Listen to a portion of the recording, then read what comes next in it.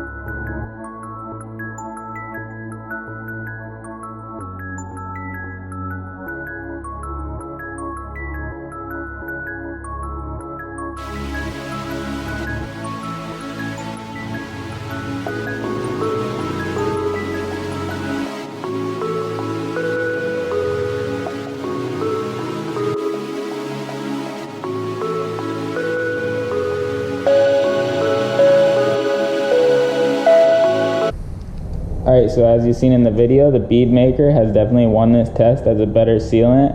It beaded the water up a lot quicker and removed it off the surface. The Chemical Guys didn't really do too much, and I would definitely use the bead maker on my Satin Black Wrap because it didn't affect the dullness at all. Still looks the same.